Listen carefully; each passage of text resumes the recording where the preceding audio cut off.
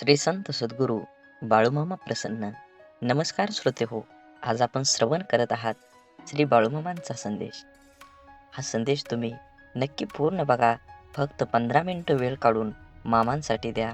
तुमच्या आयुष्यामध्ये सकारात्मक ऊर्जा ही नक्कीच येणार आहे.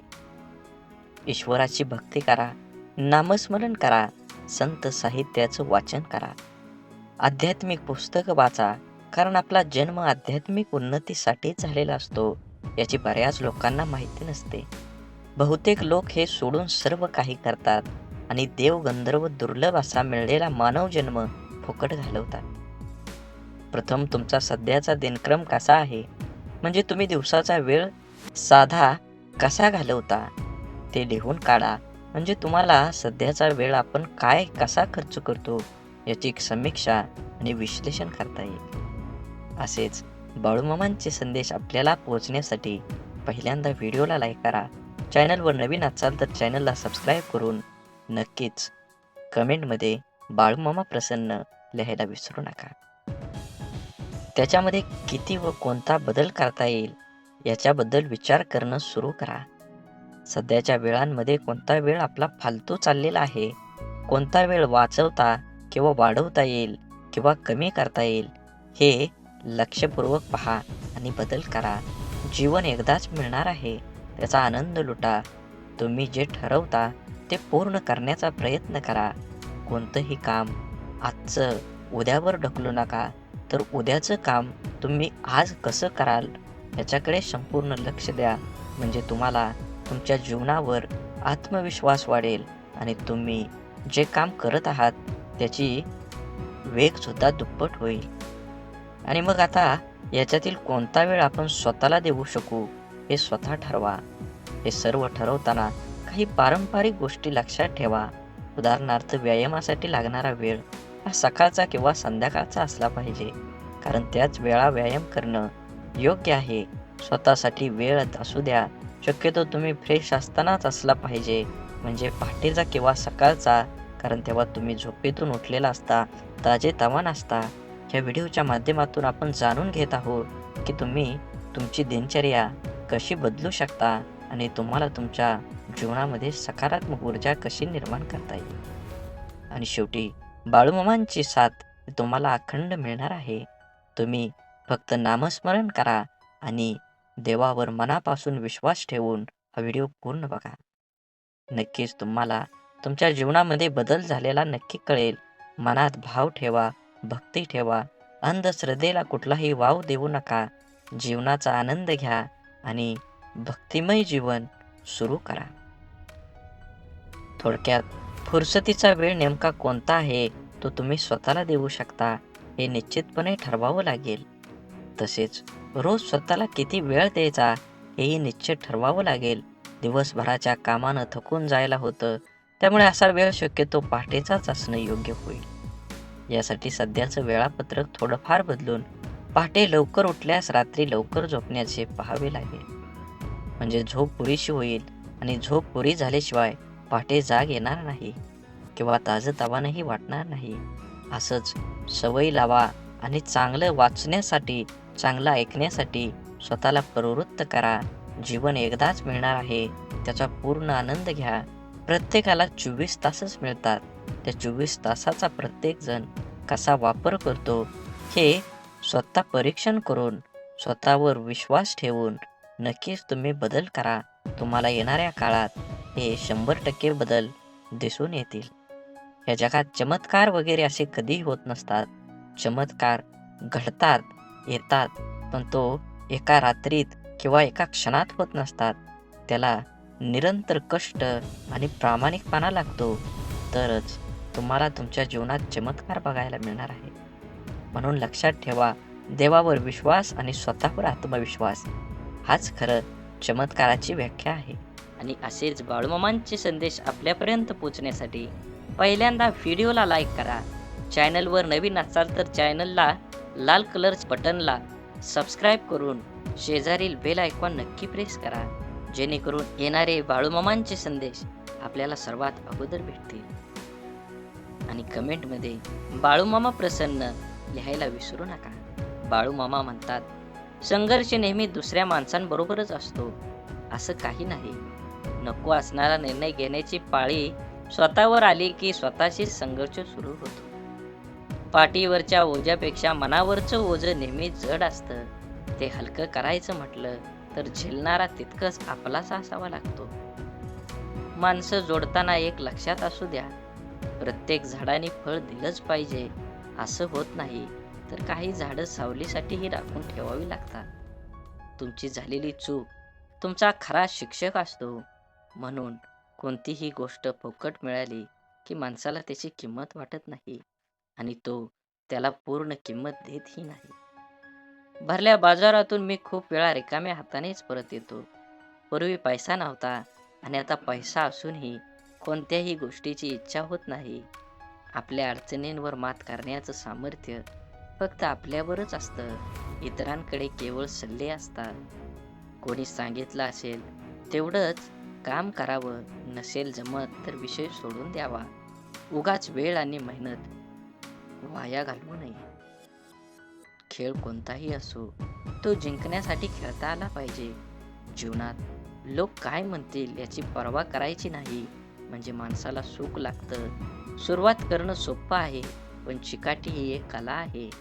हृदयातल्या मंदिरात अंधार असेल तर घरातल्या देवघरात दिवा लावून उपयोग नसतो. रेशमाचा धागा निर्माण करणाऱ्या किड्याला रेशमाचा बाजारभाव कुठे माहीत असतो. नको नको वाटणारे विचार मनातून हुसकता न येणं ही काहीही नरकच आहे. म्हणून चांगला विचार करा, चांगलं बघा, चांगलं ऐका आणि असेच बाळूमामांचे संदेश आपल्यापर्यंत पोहोचण्यासाठी पहिल्यांदा व्हिडिओला लाईक करा. चॅनलवर नवीन असाल तर चॅनलला सबस्क्राईब करा आणि कमेंटमध्ये बाळूमामा प्रसन्न लिहायला विसरू नका. मोत्याच्या हारापेक्षा माणूस घामाच्या धाराने शोभून दिसतो. कारण मोत्याच्या हाराने श्रीमंती दिसते, ऐश्वर्य दिसत नाही. परंतु कष्ट करून घामाच्या जोरावर जे ऐश्वर्य प्राप्त होतं त्यामध्ये त्यांचं कर्तृत्व चमकत असतं. पावसाचे छोटे छोटे सतत पडत राहून ज्याप्रमाणे एक मोठ्या नदीला जन्म देतात, त्याचप्रमाणे आपण दररोज एकमेकाला पाठवलेले चांगले विचार सुद्धा जीवनात मोठे परिवर्तन घडवू शकतात. आयुष्य शांतपणे जगण्यासाठी मनाला अस्थिर करणारे असंख्य विचार थांबविता आले पाहिजे. प्रत्येक शर्यत जिंकण्याआधी कठीणच असते. फक्त हार मानू नका. ज्याच्याजवळ स्वच्छ मन आणि निस्वार्थ असं माणुसकीचं धन असतं, त्याला प्रसिद्ध होण्यासाठी कोणतेही पद व पैसा अथवा प्रतिष्ठेची गरज भासत नाही. मोठे निर्णय घेताना भीती वाटणं चुकीचं नाही, परंतु भीतीमुळे मोठे निर्णय न घेणं हे खरंच चुकीचं आहे. प्रश्न होता, वजन वाढल्यावर काय करायचं? देवाचं उत्तर आलं, शरीराचं वाढलं असेल तर व्यायाम कर, मनाचं वाढलं असेल तर ध्यान कर आणि धनाचंच वाढलं असेल तर दान कर. या कलियुगामध्ये सर्वात श्रेष्ठ काय असेल तर ते दान आहे आणि दानामध्ये सर्वश्रेष्ठ काय असेल तर ते अन्नदान आहे. जेवढं आपल्याला होईल तेवढ्या परिस्थितीनुसार आपल्या समोरच्या व्यक्तीला अन्नदान केल्यानं फायदा होतोच होतो, पण पुण्याचं पारडं वाढतं आणि आपल्यावर हे देवाचे आशीर्वाद कायम राहतात. फुल नाही फुलाची पाकळी माणसानं दान केली पाहिजे. आंधळा माणूस एका मंदिरात गेला. मंदिरात दर्शन घेत असलेले लोक त्याला मागून म्हणाले, दर्शनाला आलाय, देवाला बघू शकणार का? आंधळा म्हणाला, काय फरक पडतोय, माझा देव तर मला पाहतोय ना. दृष्टी नसली तरी चालेल, पण तुमचा दृष्टिकोन चांगला पाहिजे, तर तुमच्या जीवनात विचारांचे पुष्प उमलतील. आपला स्वभाव शांत व संयमी असणं सर्वांच्या दृष्टीनं हिताचं असतं. सतत चिडचिड किंवा तापटपणा चांगला नाही. त्याचा इतरांसोबत स्वतःला पण त्रास होतो. समोरच्या व्यक्तीचं बोलणं किंवा कृती एखादी परिस्थिती शांतपणे हाताळायला आली पाहिजे. त्याविषयी प्रतिक्रिया देताना संयम दाखवला पाहिजे.